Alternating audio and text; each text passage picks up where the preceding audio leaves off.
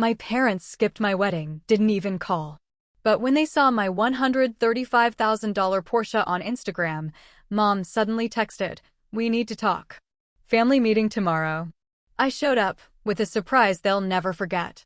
Can you imagine planning the biggest day of your life, your wedding, and realizing that the people who should be there, your own parents, just didn't care? It was like a knife twisting in my gut, but what happened next made me realize they didn't just miss my wedding, they missed my entire life. I was standing in the bridal suite at Willamette Valley Vineyard, the morning sun streaming through the window, making my perfectly fitted wedding dress glow. Every seam, every tiny crystal, it was all exactly right. My makeup artist had truly outdone herself. My eyes looked wider, my cheekbones sculpted, my lips the perfect shade of rose. The white roses of my bouquet rested on the vanity, waiting. But I wasn't admiring any of it. My eyes kept darting to my phone. I'd checked it 14 times in 20 minutes.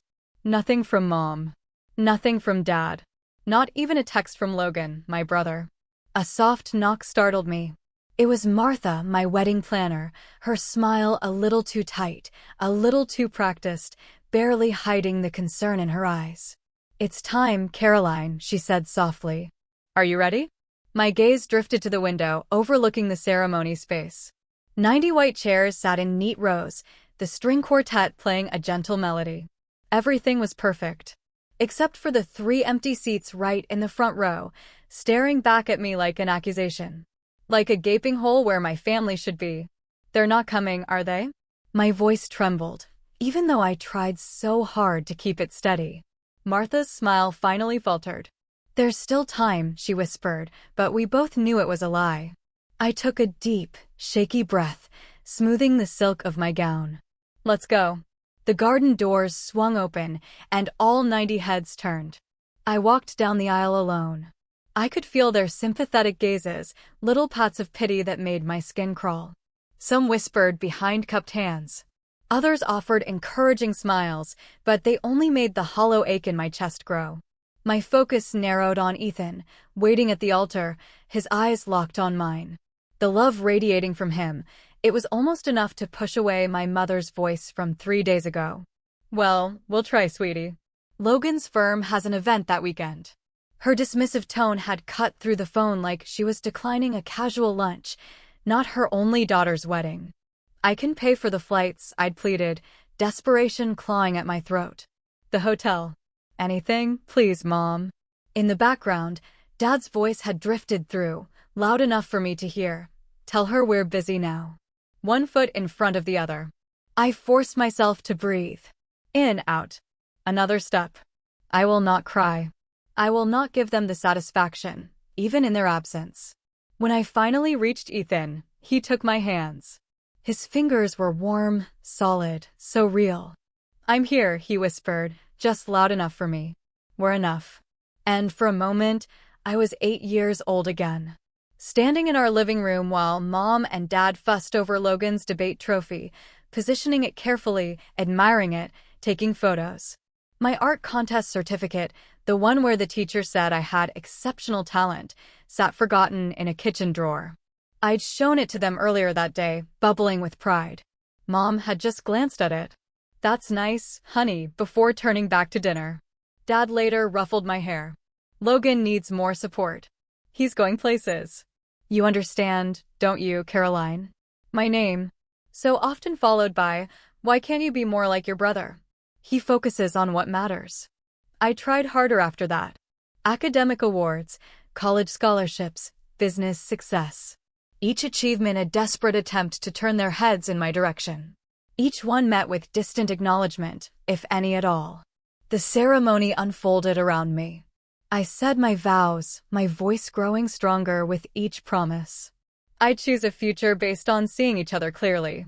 The words carried more weight than anyone else understood. When the officiant pronounced us husband and wife, Ethan's mother enveloped me in a warm hug. "You're one of us now, dear," she whispered, and something tight in my chest finally loosened, just a fraction. On the dance floor, Ethan twirled me under the string lights. His cousins joined us, forming a circle of laughter and music. For whole moments, I actually forgot about the family-shaped hole in my celebration. I forgot about the phone I'd checked too many times. I forgot about the awkward explanations I'd given to curious guests. At the reception, Sarah, my college roommate, raised her glass. "To finding the family who deserves you," she said, her eyes locking with mine, fierce with loyalty.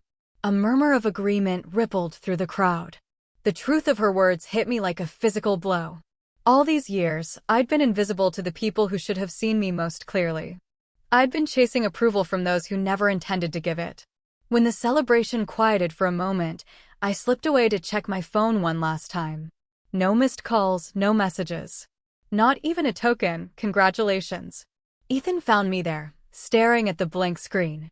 "They missed something beautiful today," he said, wrapping an arm around my waist.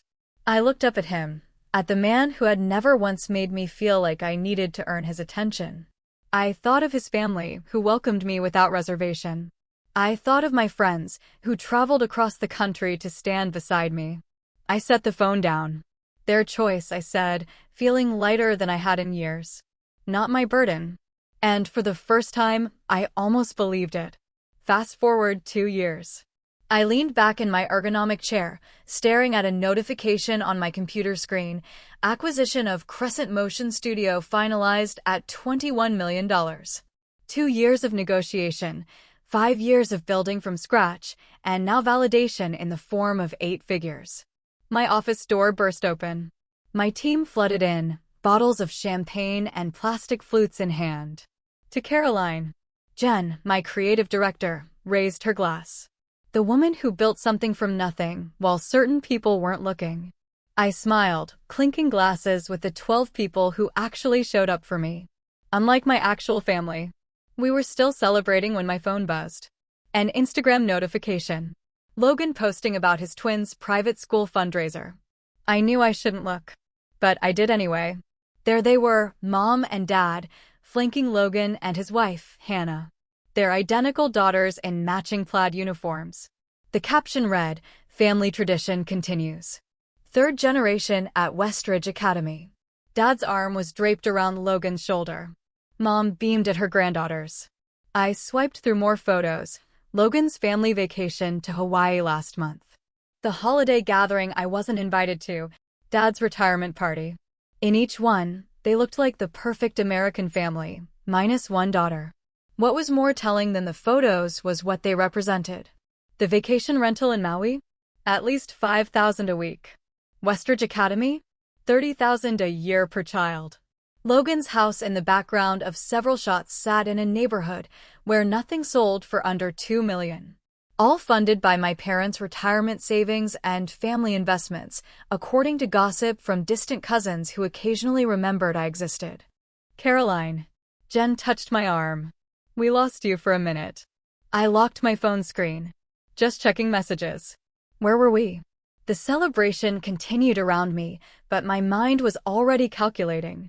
Logan's law firm was moderately successful, but nowhere near the level that would support his lifestyle. My parents had been quietly propping him up for years, depleting their retirement to maintain his image. Meanwhile, my $21 million acquisition didn't warrant so much as a text message. After the team left, I scrolled through my parents' social media. Hundreds of posts about Logan's accomplishments, the twins' milestones, family gatherings. My existence was limited to a single birthday wish last year. A generic "Happy Birthday, Caroline," without even a photo. I closed my laptop and made a decision. The next morning, I called my financial advisor. "The Porsche," I said, "metallic gray. I want to complete the purchase today." 3 hours later, I was signing paperwork for a $350,000 car. It was extravagant, unnecessary, and exactly what I wanted. Not because I needed my family's approval, but because I never needed their money. Back home, I took a single photo of the car in my driveway, the afternoon sun gleaming off its metallic finish. I posted it to Instagram with a simple caption, "Dreams realized." For 3 days, nothing. Then, on Wednesday afternoon, my phone lit up with a name I hadn't seen in 5 years, Mom calling. My stomach tightened as I answered. "Hello, Caroline." Mom's voice carried that particular blend of authority and urgency she reserved for family crises. "We need to talk." Family meeting tomorrow. Family meeting? I repeated, hearing the disbelief in my own voice. After 5 years of silence, you're calling about a family meeting? This is important. She paused, and I heard Dad's voice in the background. Tell her it's important, he said, as though I couldn't hear him. What's important? I asked, my voice edged with an anger I hadn't realized I was holding. My wedding wasn't important. My business wasn't important. What exactly matters now? Mom's voice tightened. It's complicated. Financial issues. We need to discuss it as a family. Of course. They saw the car. They knew about the acquisition. Now, suddenly, I was family again. Tomorrow at 2, I said, before hanging up. The next morning, I slid into my new Porsche, the leather seat cool against my back. The drive to my childhood home took 40 minutes. Time enough to remember birthdays celebrated without me. Achievements unacknowledged. Holidays spent alone while they gathered without me. I parked in the circular driveway, my metallic gray Porsche looking starkly modern against their traditional colonial. For a moment, I just sat there, hands gripping the steering wheel. The last time I stood on that porch was 6 years ago, when I'd announced my engagement to Ethan. Mom had nodded politely while Dad checked his watch repeatedly, clearly waiting for me to leave. They'd never needed me before. Why no? My phone buzzed with a text from Ethan. Remember who you are. Call me if you need extraction. I smiled despite myself. Another notification appeared. An email from Naomi Blake, the investor who believed in crescent motion when no one else would. Your worth isn't measured by those who couldn't see it. A final alert, my assistant confirming tomorrow's meetings. Don't let them take too much time. You have the production review at 4. Come on. I took a deep breath, remembering my therapist's words from last week's session.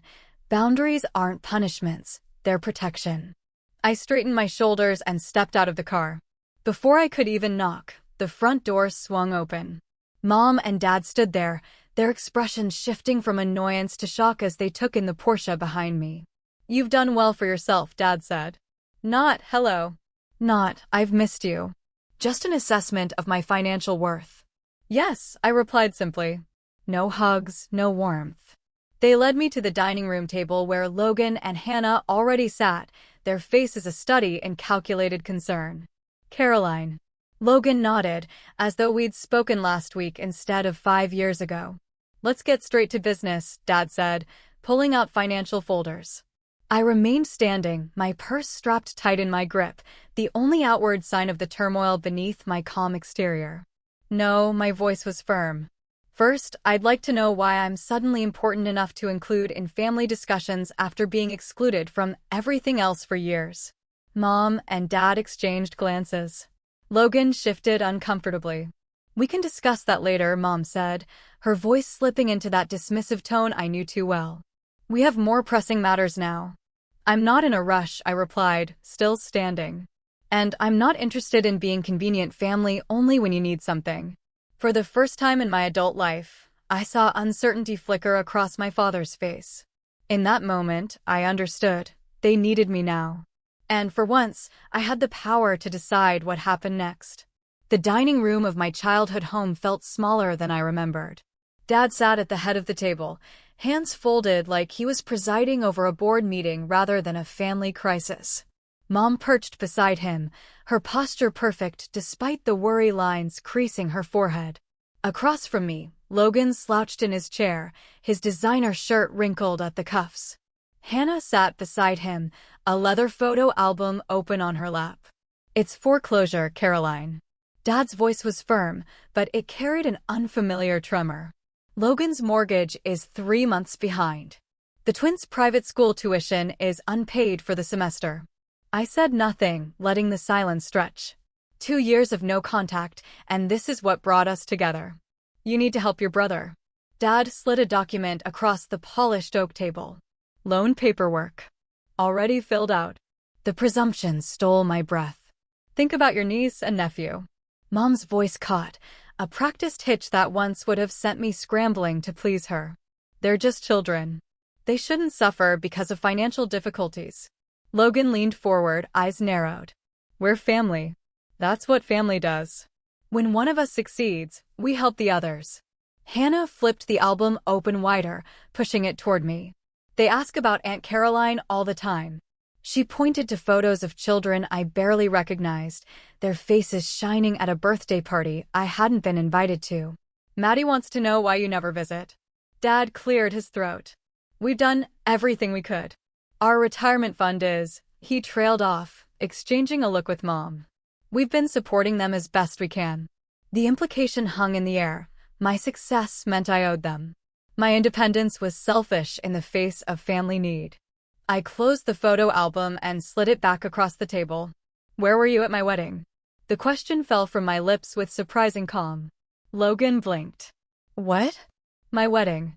2 years ago. Where were you? Mom's hand fluttered to her throat. We were busy. Logan had that event with his firm. It wasn't convenient, Dad added, as if commenting on a missed dinner party. I nodded slowly, feeling something crystallize inside me. And yet here you are now. Because you saw the Porsche on Instagram. You only contacted me because you saw the car. Logan's face flushed. That's not fair, is it? I sat straighter, feeling the power of my financial independence in my spine. Where there was once an anxious curve, there was now steel. I built everything alone. Every scholarship, every client, every late night. Where were any of you? Dad's eyes narrowed. What's that got to do with the current situation? Everything.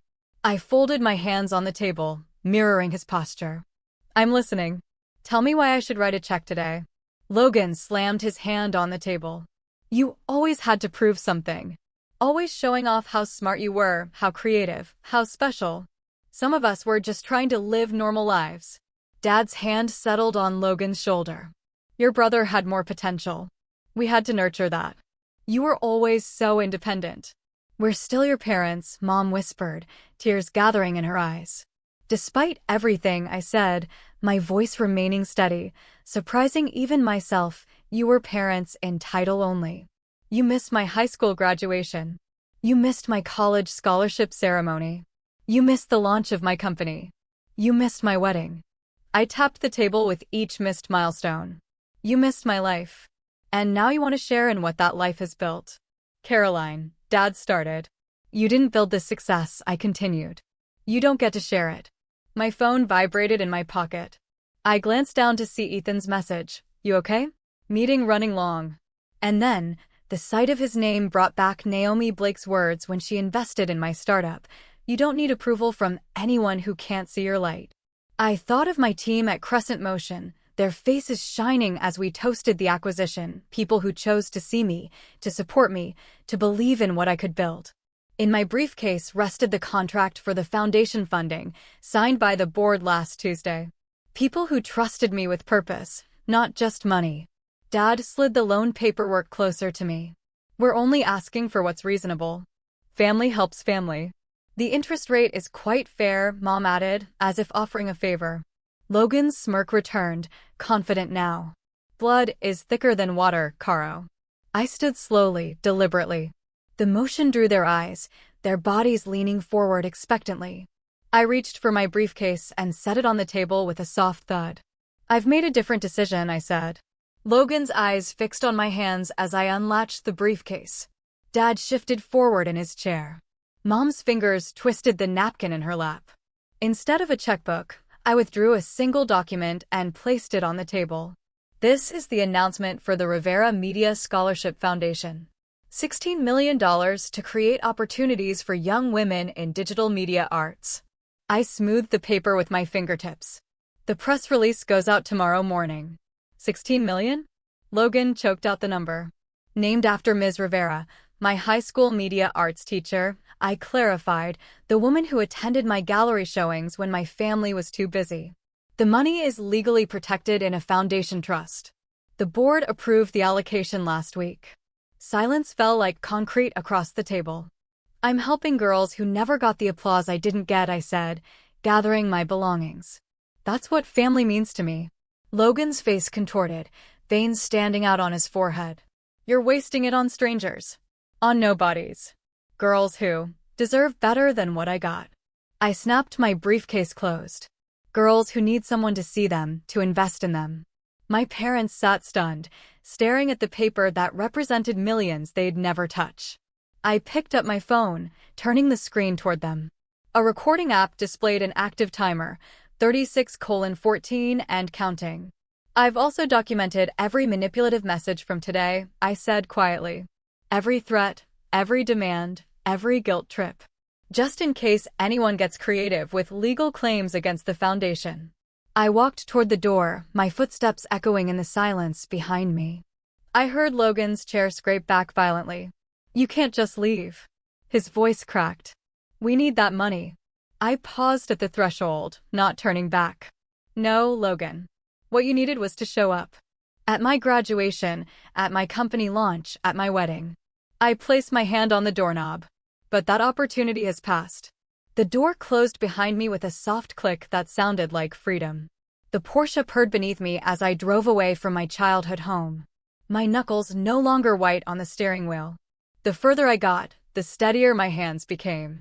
I pressed the call button on my dashboard. It's done, I told Ethan when he answered. They showed exactly who they are. How bad was it? His voice filled the car, concern wrapped around each word. Exactly what we expected. I took a deep breath, feeling lighter than I had in hours. Logan lost his mind when I showed him the foundation paperwork. Dad tried to salvage the situation, but Mom just kept crying about family obligation. Are you okay? A fair question. I glanced at myself in the rearview mirror, surprised to find no tears, no flush of embarrassment, only a clear-eyed woman looking back. I'm better than okay. For the first time, I saw them clearly, without hoping for something different. I'm proud of you, Ethan said.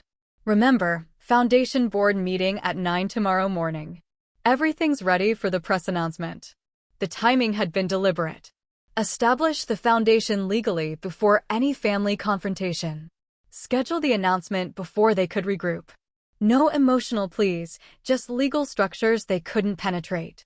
The Rivera Media Scholarship would be my legacy, not a family drama. I'll be ready, I promised, before ending the call. The first message came at 11:47 p.m. By midnight, my phone buzzed continuously with family emergency texts. I silenced it and placed it face down on my nightstand. The house was quiet, except for Ethan's steady breathing beside me.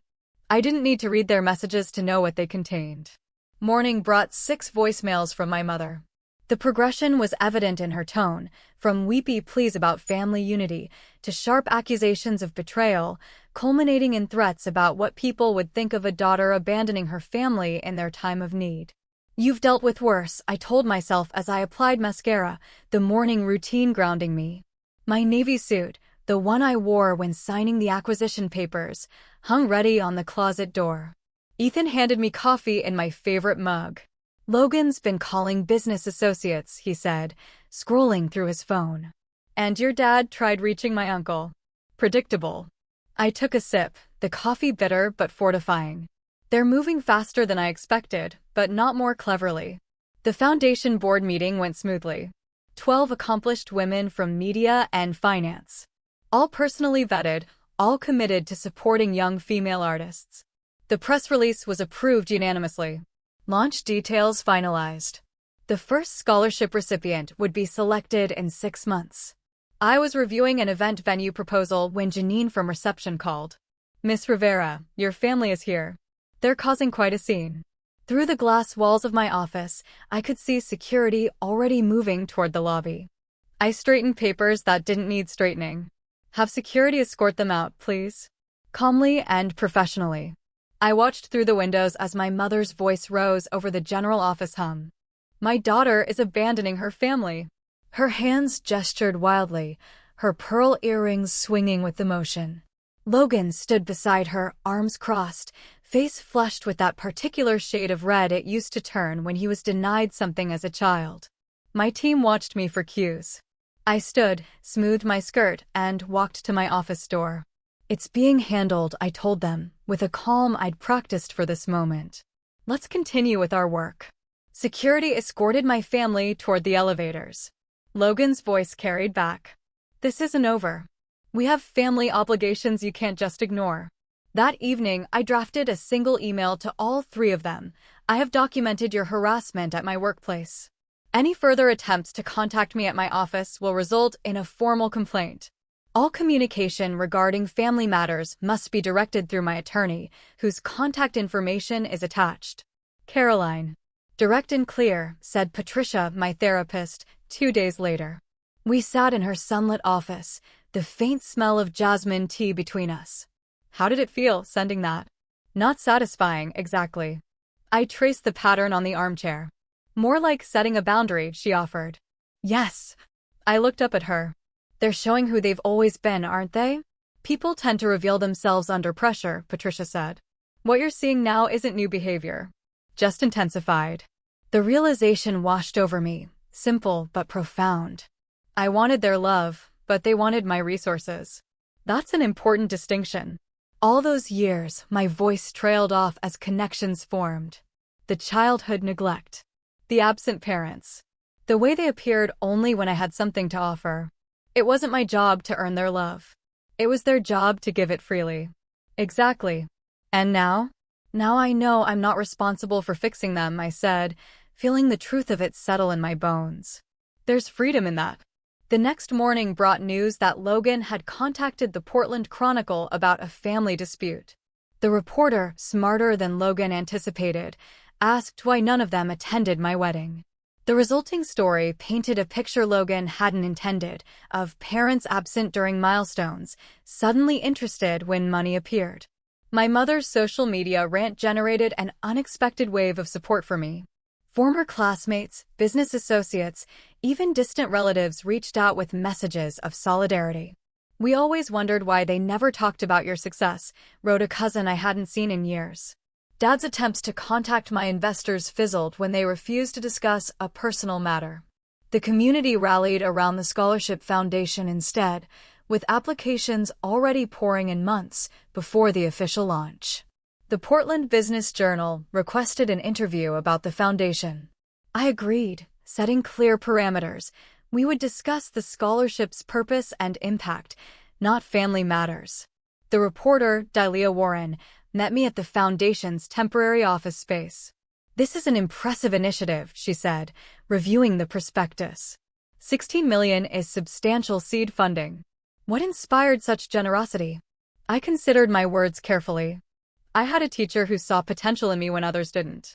Miss Rivera changed my life by simply paying attention. I want to create that opportunity for young women who might otherwise be overlooked. You've built an impressive career, Delia noted. Crescent Motion's acquisition was one of the biggest tech stories last year. Is your family proud? The question hung between us. I could dodge it, redirect to safer territory. Instead, I met her eyes directly. My success was built without family support. They weren't at my wedding, my graduation, or when I sold my company. Delia's pen paused. That provides interesting context for the foundation's mission. Later that week, the article appeared with the headline, "Self-Made Success Creates Legacy of Support." The contrast between my generosity and my family's entitlement became public narrative. When news of Logan's house foreclosure broke days later, the community connected the dots without my saying a word. Ethan handled increased security protocols at our home. My business team managed communication strategy, filtering messages and prioritizing foundation work. Naomi Blake, my first investor and mentor, released a statement supporting my commitment to lifting others rather than enabling dependency. My college friends formed a protective circle, filling our calendar with dinners and events that left no room for dwelling on family drama. Patricia provided anchoring during weekly sessions. The United Front became its own kind of family, chosen, intentional, supportive. 2 weeks after the confrontation, I received the Business Leadership Award from the Women in Media Alliance. Standing at the podium, looking out at faces that genuinely celebrated my success, I realized the tables had completely turned. My parents' retirement plans were now delayed indefinitely. Hannah's social position in her precious country club circles had eroded with their financial collapse. Logan's twins would transfer to public school next semester. Meanwhile, the foundation thrived, generating positive coverage that spread beyond Portland. The story resonated not because I sought revenge, but because I chose to transform pain into purpose. The scholarship committee has selected 3 finalists for the first award, Janine told me, placing the portfolios on my desk. They'd like your input by Friday. I opened the first file and began reviewing the work of a young woman whose teacher noticed her talent when no one else did. The circle completed itself, healing through action rather than looking backward. Family, defined by what it does, not what it claims to be. For the first time in my life, I felt truly seen. In the weeks to follow, I deleted the 4th voicemail from Aunt Meredith without listening past her plea of, "Everyone misses you, Caroline." The Thanksgiving invitation sat in my email inbox, its subject line, "Family needs to be together." A transparent attempt at manipulation. My phone chimed with a text from my cousin Drew. "I don't understand this rift between you and Uncle Richard. Can't you just talk to them?" Of course, he doesn't understand. He wasn't at my empty wedding. He didn't witness 20 years of invisibility. A letter arrived yesterday from Mom, the elegant handwriting unmistakably hers. "We always believed in you," she wrote, as if rewriting our entire history. The envelope sits half-burned in my fireplace, its edges curled and blackened like the lies it contains. Dad called my office directly last week. "We need to clear the air," he said, his voice lacking any acknowledgement of what they'd done. My assistant, following strict instructions, told him I was unavailable. Permanently. The final straw came when Logan sent the twins to my office with handmade cards. "We miss Aunt Caroline," written in childish handwriting I knew wasn't theirs. The manipulation was so transparent it made my stomach turn. "They're using every emotional lever they can find," Ethan observed that evening, examining the cards on our kitchen counter. "They're desperate." I flipped through the week's collection of attempts. But they still hadn't actually apologized. The family attorney called next, his voice professionally neutral. "There are moral obligations to consider, Caroline. Family ties carry certain responsibilities." The implication was clear. I was the villain in their story. The heartless daughter who abandoned her struggling family. Pastor Wilson from the church I stopped attending years ago left a voicemail. "Your parents are deeply concerned. Perhaps we could meet to discuss reconciliation." 2 childhood friends, neither of whom I'd spoken to in a decade, suddenly reached out. "Your parents seem so heartbroken," said one. "The holidays are for forgiveness," said the other. When Logan's wife, Hannah, emailed photos of the twins in Halloween costumes, "The children ask about you constantly." I nearly threw my phone across the room. "They're framing this entire situation as my responsibility," I told my therapist during our weekly session. "My forgiveness, my duty, my failure to be the bigger person." "And how does that make you feel?" she asked, her eyes steady on mine. Angry, I admitted, but also validated. They wouldn't fight this hard if they weren't afraid of losing control. The foundation selection meeting provided an unexpected challenge. The committee recommended a scholarship for Maya Harrison, a 17-year-old filmmaker whose application video showed remarkable talent and painful familiarity. "She reminds me of myself," I told Ethan that night. Quiet, determined, overlooked. I watched her interview video again. Maya's eyes held the same weariness I saw in my own wedding photos. She talked about finding her voice through filmmaking when her family couldn't hear her. What if I'm wrong to cut them off completely? The question slipped out before I could stop it. Ethan sat beside me on the couch. "What brought this on?" "Maya, if I'm telling these girls to find their strength, am I modeling that by running away from my family? Is setting boundaries running away?" Ethan asked. I considered this. No, boundaries aren't abandonment. What would you tell Maya if her family treated her like yours treated you? The answer came easily. I'd tell her she deserves people who see her worth. The Thursday before Thanksgiving, I hosted dinner at our home. The dining room table extended to accommodate everyone. Ethan beside me, Naomi across from us, my business team scattered between. Maya sat at the opposite end, her scholarship certificate framed on the sideboard behind her. Our home glowed with a warmth my parents' house never had. Candles flickered in silver holders. Laughter rang against the ceiling. No one here needed to prove their worth to be seen. I raised my glass. To those who see us as we are. The toast echoed around the table. My phone stayed off, notifications silenced. The meal unfolded in perfect rhythm, conversations flowing without the undercurrent of judgment I grew up with. Over dessert, I announced the Foundation's new mentorship program. I'll be personally involved with each recipient, I explained. We're creating connections that matter. Maya's eyes widened. You'll be mentoring us yourself? Every step of the way. I smiled at her. This foundation isn't just about money. It's about building something meaningful together. Naomi nodded approvingly. You've created structures that can't be interfered with. The foundation's independence is legally secured, I confirmed. Its success will be measured by impact, not approval. Later, as we cleared plates, Ethan turned on the local news. Right on schedule, the feature about the foundation aired, strategically timed to coincide with my family's traditional dinner hour. On screen, I spoke with a confidence I'd earned. We build family through action, not obligation. The report transitioned to financial analysis, contrasting the foundation's transparent governance with examples of mismanagement, including a not-so-subtle reference to Logan's business failures. Maya watched transfixed. They're actually comparing your brother's company to the foundation. Facts speak for themselves. I stacked dessert plates with steady hands. The community had validated what my family refused to see.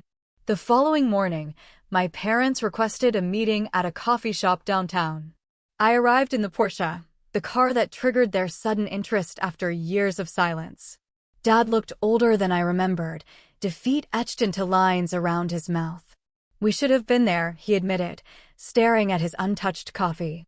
At the wedding? I asked, though I knew that wasn't all he meant. Everywhere. His voice cracked. All those years. Mom's eyes shimmered with tears. How can we fix this? The question hung between us. 3 months ago, I might have grabbed at this opening, desperate for any acknowledgement. Now I felt only calm clarity. Some things can't be fixed, I told them. Only accepted. Mom flinched. I'm not closing the door forever, I continued. But I need accountability, not convenience. I'll consider limited contact after you both start therapy. That's unnecessary, Dad began, the old dismissiveness rising. It's non-negotiable. I sipped my tea, the warmth spreading through my chest like certainty. They exchanged glances, the silent communication of people who never expected consequences for their choices. Logan's financial collapse had stripped away their illusions of his superiority. My success existed beyond their reach. The foundation thrived, independent of their approval. When they left, no agreements had been made. No concessions offered. I watched them walk to their car, a sensible sedan now, the luxury vehicles long gone. I drove away without looking back. Freedom replacing obligation in every beat of my heart. The foundation awaited. Maya's project needed review. My chosen family expected me for dinner. For the first time, I was moving towards something instead of away from someone. And that made all the difference. I stood in the sunlit studio of the Crescent Foundation, watching Maya adjust her camera settings. The morning light filtered through the tall windows, casting golden patterns across the polished hardwood floor. It had been a year since I faced my family for the last time. What do you think about this angle? Maya looked up, her eyes bright with the same creative fire Miss Rivera once saw in mine. Try moving it slightly to the left, I advised. Catch how the light falls across the subject. My voice carried the confidence of a mentor now, not the desperate plea of a daughter seeking approval. On the wall behind Maya, photos documented our scholarship recipients' projects, stories they never could have told without the foundation's support. Each frame represented a voice that might have been silenced, just as mine nearly was. My office here replaced the childhood bedroom where I once dreamed of being seen. Every element, from the ergonomic chair to the awards displayed without apology on floating shelves, I chose deliberately. Nothing inherited, nothing tainted by obligation or guilt. I've finished the final cut of my documentary, Maya said, straightening up. Would you watch it with me? We moved to the editing bay where her project played on the high-definition monitor. The documentary followed 3 generations of women in a rural Oregon family, their struggles and resiliencies beautifully captured through Maya's lens. Watching her work, I felt a swell of pride entirely different from anything I'd known before. This wasn't about me. It was about what she's created, what she'll continue to create. When the final credits rolled, Maya turned to me, tears brightening her eyes. "You're the reason I believe I can do this," she said, wrapping her arms around me in a spontaneous hug. I thought of Miss Rivera. How she recognized something in me when my own parents couldn't be bothered. How her belief sustained me through years of family indifference. Now the cycle continues, not of neglect, but of genuine support. Later that week, I stood at the podium of the Portland Arts Center, accepting a Community Leadership Award. The audience applauded. A sea of faces turned toward me with appreciation, not pity. Ethan sat in the front row, beaming with unrestrained pride. There were no empty seats causing me pain tonight. No phantom family members I wished were here. Every person in this room saw me, truly saw me for who I am. "Thank you," I began, my voice steady. "This journey began in invisibility and has led to impact. For years, I measured my worth by the approval I couldn't earn from people who refused to give it." I paused, letting my gaze sweep across the room. "Now I measure it by what we build together." The standing ovation washed over me like a cleansing wave. My therapist calls it post-traumatic growth. The strange peace I found after accepting that some wounds never fully heal. I maintain careful boundaries with extended family. Holiday gatherings now center around chosen family, celebrations filled with genuine joy rather than dread. Ethan and I have established our own traditions. Naomi's retirement party at the foundation last month brought together the circles of support that lifted me when blood ties failed. The emergency fund for students facing financial hardship, my latest project, ensures that talent isn't crushed by circumstance. I understand now what these young women need, because I lived without it. Unconditional belief in their potential. Driving home through Portland in my Porsche, I passed the coffee shop where I once edited videos on a borrowed laptop. Through the window, I caught a glimpse of my parents walking on the sidewalk. Our eyes met briefly. I didn't stop. There's no pain in this moment. Only peaceful acknowledgement. They taught me what love isn't. Ethan and my work taught me what it is. Tomorrow, Maya sets up for her next project. I'll be there, camera in hand, showing her techniques I've mastered over years of making myself visible. Because family isn't who raises you. It's who lifts you.